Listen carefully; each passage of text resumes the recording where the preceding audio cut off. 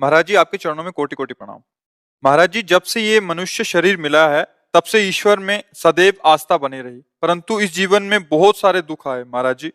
और पति भी छोड़ के चले गए। दुख दुखालय में रह के दुख। नाली के किनारे रहे दुर्गंध ना आवे, बोले बहुत दुर्गंध। नाली के किनारे रहे तो दुर्गंध आएगी ना। इसका नाम क्या है? दुखालय। बोले बहुत लोग हमारे परिवार के मर गए, तो नाम क्या है? मृत्यु लोक नाम है। इसका नाम मृत्यु लोक है। इसका नाम भगवान ने दुखालय रखा है। तो अब आए हो दुख की बाजार में, तो दुख ही तो मिलेगा। सुख का भ्रम है, केवल दुख है। सुख का रूप लेकर के दुख आता है। ऐसे गले लगोगे क्या? दुख को गले कोई लगाता है? जब सुख की लेवल में दुख आता है और गले लगाते हैं, जब परिणाम में पता चलता है दुख, तो लगता है यार ये भी दुख था, ये भी दुख था, सब दुख था। तो दुख वाली तो बातें ही छोड़ो, कुछ दुख है नहीं है। क्या दुख है? सबसे बड़ा दुख है कि हमारी श्वास बेकार जा रही, नाम नहीं जप पा रहे, इसके लिए रो। और क्या दुख है? अरे जी रहे हो, खा रहे हो, पी रहे हो, ऑक्सीजन ले रहे हो। अभी ठाकुर ऑक्सीजन बंद कर दे तो सिलेंडर रखा मिलेगा बगल में? नहीं, सूंघना मुश्किल हो जाएगा, श्वास लेना वो तो कृपा ही की है ना। हर तरह से तुम्हें वो यहाँ की सुविधा दी है, लेकिन सब है दुख में। यहाँ की हर सुविधा दुख में, पहले समझ लो। ऊपर लगी मेले की लेवल सुख की, लेकिन है दुख में। अब यहाँ एक काम करने के लिए हम केवल आए हैं। हर श्वास राधा राधा राधा, ये नहीं है तो भारी दुख है। कहे हनुमंत विपत्ति प्रभु सोई, जो तो सुमिरन भजन। और उसकी तो वार्ता ही नहीं है। बहुत दुख पाए तो भैया है ही दुकाल में दुख। अब पुस्तकालय में जाओ, बोले आधा किलो जरा दूध वाली बर्फी देना, तो लोग तुम्हारी तरफ देखेंगे कि नहीं देखेंगे? ए पढ़े लिखे हो? बोले हाँ। तूने लिखा क्या लेबिल में? पुस्तकालय मांग क्या रहे हो? जाओ भैया मिष्ठान भंडार में जाओ। ऐसे ही भगवान ने लेबिल लगा दी है, दुखालयम अशाश्वतम। मांग क्या रहे हो? सुख। तो हंसने की बात है, दुखालय में जन्म लिया, तुम सुख चाहते हो? हाँ, एक उपाय है। जिन्होंने इसको दुखालय बनाया, अगर उनका भजन करोगे तो ये भी सुखमय हो जाएगा। ये भी तुम्हारे लिए सुखमय, दसों दिशाएं सुखमय हो जाएंगी। एकमात्र भगवान का भरोसा करके नाम जप करो। सुमिर पवन सुत पावन, नामू अपने बस कर राखेरा। कर तुम अकर तुम अन्यथा कर तुम, भगवान तुम्हारे साथ बाल बांका भी नहीं होगा। रश्मि जी कनाडा से, पूज्य महाराज जी सादर प्रणाम। महाराज जी, मनुष्य जन्म का उद्देश्य भक्ति करके भगवत धाम वापिस जाना है, लेकिन जब करते समय मन बहुत विचलित होता है। मंदिर जाना, सेवा करना यथासंभव, कभी कभी तीर्थ यात्रा में जाना भी हो जाता है। क्या ये सब पर्याप्त है भगवत प्राप्ति के लिए? समझ नहीं आता क्या करें, और हमें कैसे पता चलेगा कि हमारा मनुष्य जीवन भगवत प्राप्ति के लिए भगवत भरोसा पर्याप्त है। हे नाथ, मैं जैसी भी हूं आपकी हूं। बस हमारे हृदय में प्रबल इच्छा है कि मैं आपको प्राप्त करूं। अब कैसे प्राप्त करूं ये आप हमें संभाल लीजिए। मूल में ये बात होनी चाहिए। इसके बाद कई बार हमने सत्संग में भी कहा है कि बाहरी व्यवहारों में मन लग सकता है, लेकिन निरंतर नाम जप में नहीं लग सकता, क्योंकि नाम जप मन को मारता है। व्यवहार में उसको चांस मिलता है, खुराक मिलती रहती है। जैसे हम तीर्थ याटन जा रहे हैं तो संसारिकता भी दिखाई दे रही, मन को चैन मिल रहा है। सेवा कर रहे हैं तो बातचीत और ऐसा, लेकिन जब नाम जप कर रहे हैं तो सीधे नाम का ध्यान, नाम का सुमिरन, तो मन मरता है। इसलिए मन को पसंद नहीं मरना। मरना किसको पसंद है? तो मन को मारने के लिए नाम बहुत जरूरी है। पर जो भगवत प्राप्ति है वो हमें भगवत आश्रय से निश्चित हो जाएगी। बस आश्रय को हम समझ पाए। मन वचन कर्म से एकमात्र प्रियाजू का, लालजू का आश्रय, और अपने में असमर्थता का अनुभव कि प्रभु मैं हर प्रयास करके देख रहा हूं, मेरी सामर्थ्य नहीं कि मैं आपको प्राप्त कर सकूं। तो क्या होगा? रोना आने लगेगा। जब असमर्थ होता है कोई तो क्या, अब हमें चाहिए पर मैं गरीब कैसे प्राप्त कर पाऊं? मान लो बहुत कीमती चीज है, चाहिए पक्का, अब क्या करूं? मेरे में सामर्थ्य नहीं पर मुझे चाहिए। तो फिर क्या होता है? रोना आ जाता है। बस रोना हुआ और रोते रोते प्रभु को पुकारे तो फिर भगवान के मिलने में संशय नहीं। कबीरा हंसना छोड़ दे, रोने से कर प्रीति, बिन रोए किन पाई हाँ प्रेम प्यारा मीत। जिस समय गोपीजन प्रयास करती रही भगवान को ढूंढने का, और जब देखा अब नहीं ढूंढ पाई तो रहा नहीं गया, तो सब जोर जोर से रोने लगी। रुदु सुस्वरम राजन कृष्ण दर्शन लालसा, प्रभु के दर्शन की लालसा से उच्च स्वर हा कृष्ण। तो भगवान उसी समय उन्हीं के बीच में प्रकट हो गए। उसी समय वहां लिखा है, तासा महावीर भूत छवरी इसमय मान मुखाम्बुजा पीताम्बर धरा सृग्वी साक्षात मन मन। तो रो रो करके भगवान को पुकारना ही भगवान की प्राप्ति का उपाय है। पर रोना तभी आता है जब अपने में हार आ जाती है कि मैं देख लिया, बहुत बार चल के देख लिया, मैं बार बार फिसल जाता हूं, मैं बार बार हार जाता हूं। हे हरि, मैं अपने को देख पा रहा हूं कि मैं आपको कभी प्राप्त नहीं कर पाऊंगा, मेरे आचरण ऐसे हैं, मेरा मन ऐसा है, पर नाथ मैं प्राप्त करना चाहता हूं आपको। तो वो जो पुकार होती है वही पुकार आर्त पुकार कही जाती है, उस पुकार से भगवान की प्राप्ति होती है। बस हमारा लक्ष्य दृढ़ हो जाए, मुझे प्रभु चाहिए, पर हम असमर्थ हैं, हम प्रभु लायक नहीं है। हम कोशिश करके देख ली, उनके लायक हम बन नहीं सकते। हे नाथ, अब आप अपने लायक बना लो, पक्का भगवत प्राप्ति हो जाएगी। कैसे भी हो तुम, परिणाम में तुम्हें भगवत प्राप्ति हो जाएगी, क्योंकि आपने जो अपने हृदय की बात रख दी ना, तो भगवान दोनों पक्ष को देख रहे, आपको भी अपनी माया को भी, कि मेरी माया कितनी प्रबल है, अभी मेरी शरण में आ गया, अब बस बात बन जाएगी। समझ रहे ना जी। आप मधुकरी ले आते हैं, हमारी बात आपके दर्शन हुए, अब सब आपको याद करें, एक बार आप आओ। अब बस इसी रोग ने हमें बांध दिया, नहीं तो महीना मुश्किल होता था, 2-3 दिन राधा बाग में रहना, आप ब्रजवासियों की जूठन पाना, यही हमारी सामर्थ्य है। बाबा ये तो आप एक कैमरे पर हमें बड़ी कृपा। हाँ, बस यही हमारी लाडली का चमत्कार है। मतलब डॉक्टर भी, जैसे हम ये लोग ले गए हैं ना, तो जैसे सामने खड़े तो उनका मरीज को सामने लाओ, तो ये खड़े तो हैं, वो ये मरीज है। तो केवल मेरी लाडली का जो प्रभाव है ना, ब्रह्मेश्वरादि सुदरूप पदारविंदो श्रीमत पराग परमाद्भुत वैभव आया। स्वामिनी का वैभव उनके निजजन ही जानते हैं, नहीं तो लालजू का ही सब वैभव जानते हैं। और जहां लालजू अपना वैभव भूलकर स्वामिनी के सामने मांगत लाल लाडिलो नागर, जहां कृपा की याचना अखिल कोटि ब्रह्मांडों का ईश्वर करता है, किसी का माथा कैसे समझ पाएगा। जहां अखिल कोटि ब्रह्मांडों का ईश्वर भी पीकदानी लिए खड़ा है, वहां तो वो हमारी महाराली जो है, हमारे कर्म ने, पूर्व कर्म ने तो हमें नष्ट कर दिया, मतलब खत्म। अब हमारी लाडली से हम जो चल रहे हैं ना, हमारी बैटरी लाडली है। उन्हीं से अब चल रहे। अब जैसे 1 बजे से चल रहा है, रात्रि के 1 बजे अपनी दिनचर्या करके निकल के 2:30 बजे यहाँ के यहाँ सब चल रहा है, रात्रि से चलता है। हाँ, 4:15 बजे तो सत्संग प्रारंभ हो जाता है, उसके पहले खूब नाम कीर्तन राधा नाम का। ऐसे ये हमारी सामर्थ्य नहीं है, स्वस्थ पुरुष की सामर्थ्य नहीं है।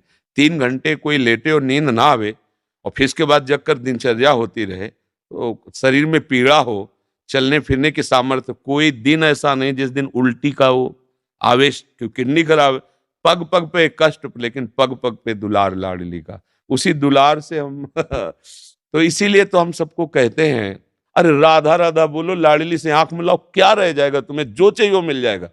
साक्षात महारानी जो बैठी हैं, हमारे पूरे संपूर्ण ब्रज मंडल की अधिष्ठात्री स्वामिनी और अखिल कोटि ब्रह्मांडों के ईश्वर की भी ईश्वरी, तुम्हारी समझ में नहीं आ रहा। राधा राधा बोलो, श्री जी से आंख मिलाओ लाडली, और ऐसी करुणामयी सरकार, साफ ज्ञान विज्ञान झाड़ू लगाने योग्य हो जाता है इनकी कृपा के आगे। ने कहूं न रिस कहूं, भूली हूं न होत सकी, रहत प्रसन्न सदा।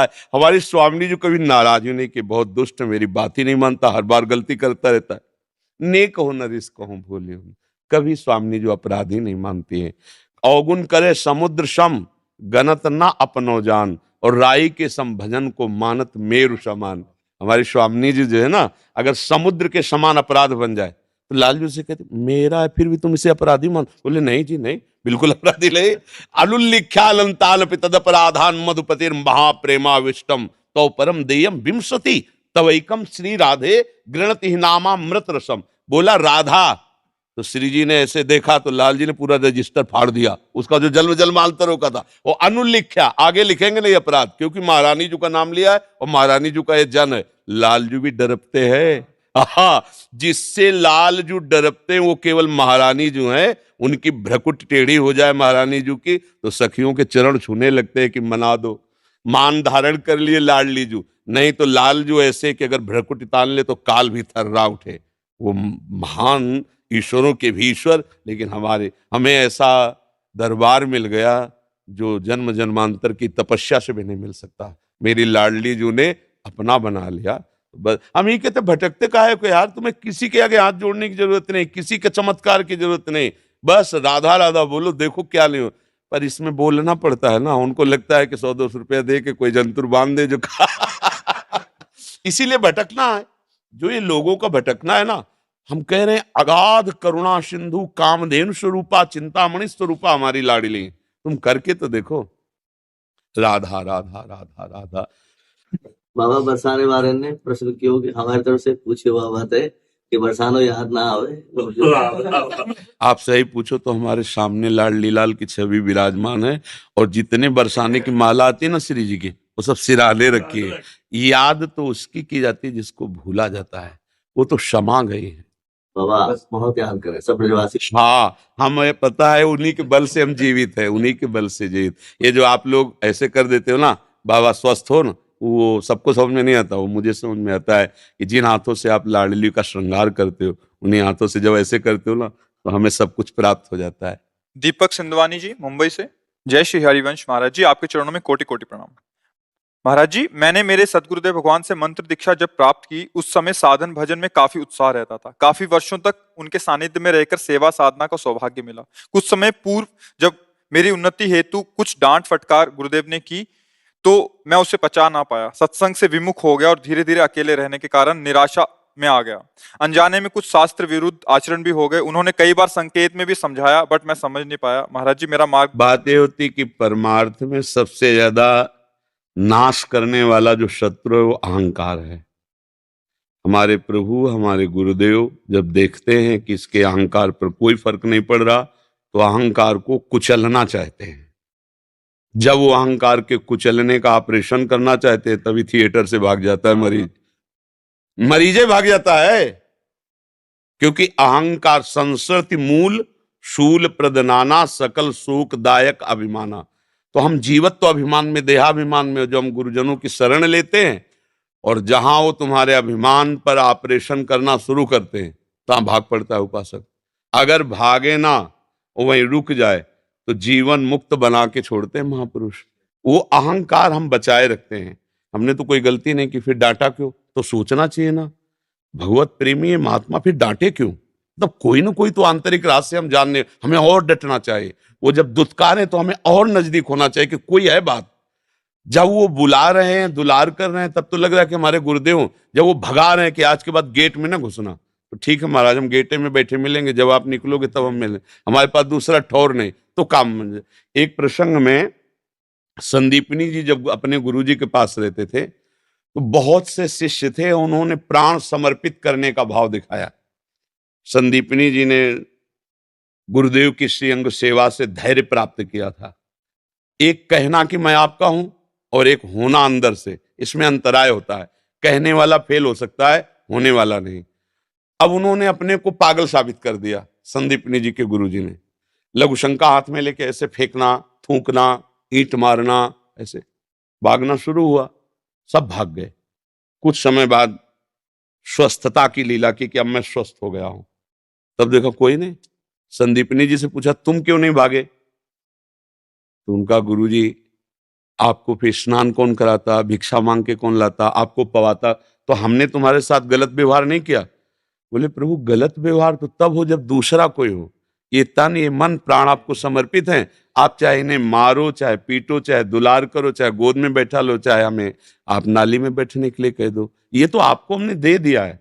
बहुत प्रसन्न है। बोले बेटा, मैं जिस भजन के बल से जिस भगवान को प्राप्त होऊंगा, वो भगवान तुम्हारा शिष्य बनेगा आके। तो जगत गुरु भगवान कृष्ण नीचे बैठे और संदीपनी जी आसन में बैठे। गुरु प्रताप समझना होता है। समर्थ स्वामी रामदास जी के पास हजारों शिष्य थे, तो जो 2-3 सेवा करने में प्रधान थे, उनसे ईर्ष्या करते थे। एक दिन प्रश्न किया कि आपके समीप एक ही है कि उस सेवा में नजदीक रहते हैं, हम लोग भी तो हैं। स्वामी जी ने कहा कि समर्पण की कमी के कारण श्रीअंग सेवा का अधिकार साधक नहीं प्राप्त कर पाता, समर्पण होना चाहिए। तो उनका, महाराज हमारे समर्पण में क्या, रात दिन आश्रम में रहते हैं, आपका दिया खाते हैं, आप जो आज्ञा करते हैं वैसे चलते हैं। ठीक है, कल फिर आना सब लोग। दूसरे दिन गए तो आसन में नहीं बैठे। क्या हुआ? बोले बहुत दर्द हो रहा है, यहाँ एक फोड़ा हो गया हमारे, रात रात में बड़ा विषैला फोड़ा हुआ, पट्टी बंधी हुई थी ऐसे और पैर ऐसा तो उनका गुरुजी फिर राज वैद्य को बुलवाते हैं, बोले नहीं इस फोड़े का उपचार भी हम जानते हैं, कोई शिष्य यहां मुंह लगाए और पूरा मवाद पी जाए तो वो मर जाएगा और हम ठीक हो जाएंगे। जो हजारों की भीड़ थी ला पीछे ही खसकने लगे, मरना नहीं भाई, उनमें दो चार रह गए तो उनका गुरुजी दवाई से ठीक हो जाए, बोले दवा काम नहीं करेगी, सब चले गए। वो जो एक अंग सेवा में थे उनका गुरुजी बताओ कहाँ कहाँ से हम मुंह लगा के इस मवाद को पी जाए, तो उनका बेटा यहां से पी। तो कुछ लोग देखने के लिए खड़े थे कि कैसे पिएगा और मरेगा। उन्होंने जब पिए तो बोले गुरुजी ऐसे रोज एक फोड़ा हो तो हमारे तो आनंद आ जाए। बोले बेटा बिल्कुल ठीक हो गए। तो सब लोगों ने पूछा मरे? बोले मरे कैसे, इतना मीठा अमृत जैसा रस था, और वो लंगड़ा आम जो है गुरुजी फिर सबको बुलवाया और कहा देखा इसे कहते समर्पण। हमने कहा था पियोगे तो मर जाओगे, तो उस गुरु की वाणी तो समर्पण होता तो होता कि आपके लिए ही तो मरेंगे ना, हम पहले पीते। कोई नजर नहीं आया जो एक अंग सेवा में था। ऐसे गुरुजनों में हमें कभी दोष दर्शन नहीं करना चाहिए। अगर हम पूर्ण समर्पित भाव हों तो हमें प्रभु के लायक बना देंगे। जो सच्चे संत होते हैं वो अहंकार का पोषण नहीं करते। आप खूब सेवा करो, इसके बाद डांट जहां मिले वहां सच्चाई है, समझ लेना। सेवा के बाद अगर प्यार दुलार और पुरस्कार मिले तो अभी कच्चाई है। जब सेवा के बाद और कड़ी नजर हो जाए तो समझ लेना बात यहाँ करेक्ट है और हमारी बात बन जाएगी। अगर देने के बाद तुम्हारे ऊपर वो ठकुर सुहाती बातें, चाटुकारिता की बातें होने लगे तो गड़बड़ है। और जब देने के बाद तुम्हारा कोई सम्मान न हो अपना समस्त, तो समझ लेना ये हमारा देना सीधे लाडली लाल के पास जा रहा है। जब हम लोग चाहते क्या है कि अगर कुछ दे तो थोड़ी सी आबासी सेवा, वो अहंकार का पोषण होगा। तो अब गुरुदेव भगवान कहीं गए थोड़ी है, उनका मंत्र कहीं गया थोड़ी, वो तो सर्वत्र व्याप्त तत्व है। उन्हीं को पुकारो, उन्हीं के द्वारा दिया हुआ नाम मंत्र जपो। गुरुदेव जब तक शिष्य का कल्याण नहीं हो जाता तब तक उसके हृदय में बैठे रहते हैं। ये बात पकड़ लेना। जो ये समझते हैं हमारे गुरु मर गए, हम गुरु जाना ही नहीं, गुरु कौन है? अरे गुरु साक्षात भगवान है, कोई गुरु व्यक्ति थोड़ी गुरु होता है। अच्छा, हम भगवान का भाव जब एक विग्रह में कर सकते हैं तो चैतन्य घन चलते फिरते संत महात्मा में भी कर सकते हैं। तो वो भाव हमारा कल्याण करता है। ये तो पांच भौतिक शरीर है, ये तो कुछ समय के बाद नष्ट हो जाएगा, लेकिन आपका जो भाव है वही आपको प्रभु तक ले जाएगा। गुरु भाव का विषय होता, व्यवहार का विषय नहीं होता। इसीलिए कहा अखंड मंडलाकारम व्याप्तम एन चराचरम तत्पदम दर्शितम एन तस्मै श्री गुरुवे नमः। दिनेश जी, महाराज जी आपके चरणों में कोटि कोटि प्रणाम। महाराज जी, श्रद्धा और विश्वास में क्या अंतर है और श्रद्धा को कैसे बढ़ाया जाए? श्रद्धा जब हमारी बुद्धि में पवित्रता आती है तब कहीं श्रद्धा होती है। शास्त्र में श्रद्धा, गुरु में श्रद्धा, भगवान में श्रद्धा या धर्म में श्रद्धा। श्रद्धा का स्वरूप है कि जो लिखा है, जो बोला गया, उस पर बिना विचार के विश्वास कर लेना। जैसा लिखा है, जैसा बोला गया है, हमें वैसे ही चलना है। तो श्रद्धा का गाढ़ रूप हुआ करके विश्वास, अलग कोई विश्वास चीज नहीं। जैसे कहा गया भवानी शंकरो वंदे श्रद्धा विश्वास रूपिणो।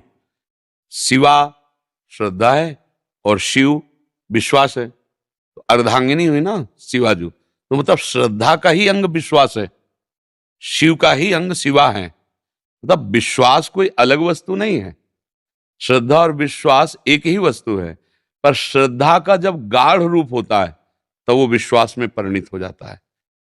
जैसे हम श्रद्धा की चलो चलते हैं संत दर्शन के लिए, अब यहां आए और आपका भाव बढ़ा और बात से हृदय शीतल हुआ तो आपको विश्वास होने लगा कि जो मेरी श्रद्धा थी वो ठीक है। अब ये विश्वास जब गाढ़ रूप होगा तो ये भाव रूप रख लेगा। मेरे प्रभु हैं, मेरे गुरुदेव हैं, मेरे इष्टहीन के रूप में बोल रहे हैं। अब भाव जब आया तो प्रेम हो जाएगा। अब इनके बिना जिया नहीं जाता। तो बिन विश्वास भगत नहीं, ते बिन द्रवहीन राम, राम कृपा बिनु सपने, जीव न ला विश्राम। तो विश्वास बिनु जाने न होय प्रतीति, बिनु प्रतीत होय नहीं प्रीति। प्रतीत माने होता विश्वास। श्रद्धा करके हम आयो, हमारी श्रद्धा पुष्ट हो गई। श्रद्धा नष्ट भी तो हो सकती है कि हम श्रद्धा करके आए थे पर अश्रद्धा भी हो सकती है, लेकिन विश्वास हो गया तो अब श्रद्धा बिगड़ने वाली नहीं है। भाव आ गया तो अब विश्वास अटल हो गया। प्रेम हो गया तो अब भाव ने रूप धारण कर लिया। मेरे इष्ट देव, मेरे गुरुदेव। श्रद्धा बहुत हल्की भी होती है, कपूर की तरह उड़ भी सकती है, एक क्षण में उड़ सकती है। कुसंग मिल जाए तो अभी श्रद्धा की धज्जियां उड़ जाएंगी, लेकिन विश्वास आ गया है तो जल्दी कोई श्रद्धा को मिटा नहीं सकता है। और भाव आ गया है तो विश्वास अटल हो गया है। प्रेम आ गया है तो भाव ने रूप धारण कर लिया। बोले सख्य भाव, दास्य भाव, गोपी भाव रूप धारण कर लिया, अब ये अटल हो गया। आप समझ रहे ना? हाँ। श्रद्धा यथावत वचनों पर पूरा हमारा भाव है। ये संत हैं जो बोल रहे हैं, शास्त्र प्रमाणित हमारे मंगल के लिए। आप भाव करके आए हो, अभी नहीं जानते हो। आप जैसे जैसे जानोगे वैसे वैसे विश्वास दृढ़ होता जाएगा। तो श्रद्धा का ही फल हुआ विश्वास, विश्वास का फल हुआ भाव, भाव का फल हुआ प्रेम, और प्रेम का कोई फल नहीं होता। प्रेम तो फल का रस है, प्रेम ही सर्वोपरि है। समझ पाए आप? भगवान ने गीता जी में भी कहा है, श्रद्धावान लभते ज्ञानम तत्परा संयतेन्द्रिया ज्ञानम लब्ध्वा परम शांति मचरेणाधिगत। जो श्रद्धा करता है वही ज्ञान प्राप्त करता है, जो ज्ञान प्राप्त करता है वही जितेंद्रिय होता है, जो जितेंद्रिय होता है वही बोधवान होता है। दूसरा जो ज्ञान शब्द है वो बोध का है, और जो बोध को प्राप्त होता है वही परम शांति को प्राप्त होता है। मूल श्रद्धा ही है, पर श्रद्धा विश्वास में बदल जाए। प्रायः श्रद्धा बदलती रहती है। पहले हमारी उन पर श्रद्धा थी, अब नहीं है, बदलती रहती ना। और विश्वास, तुम कुछ भी कहो, मुझे दृढ़ विश्वास है क्योंकि मैंने देखा है, मैंने सुना है, मैंने अनुभव किया है। फिर भाव, अब विश्वास की उसमें शपथ देने की जरूरत नहीं, अब तो भाव मेरे प्रभु हैं, तेरे कहने सुनने से कुछ नहीं होता, मेरे प्रभु। अब विश्वास भाव में बदल गया, परम शांति। अब वहां कोई संशय की गुंजाइश नहीं रह गई। तो इसीलिए कहा कि याभ्याम बिना न पश्यन्ति, जिसके बिना आप नहीं देख सकते, श्रद्धा और विश्वास के बिना। है तो सर्वत्र, पर श्रद्धा और विश्वास से ही उसे देख सकते हैं। मल्लिका जी, महाराज जी, हमारी गुरु जिन्होंने हमें अध्यात्म मार्ग में लगाया, उनका शरीर 1.5 साल पहले शांत हो गया। हमें अब कौन मार्ग आगे का दिखाएगा? वही जो गुरु ने बताया। गुरु का शरीर चला गया तो गुरु चले गए क्या? गुरु तो तत्व होता है ना, शरीर थोड़ी गुरु होता है। शरीर तो आज है, कल नष्ट हो जाएगा। गुरु ने जो नाम दिया, जो मार्ग दिया, वो सत्य, उसी पे चलो, मिल जाएंगे। अरे रामकृष्ण हरि कुछ तो बोला है ना गुरु ने।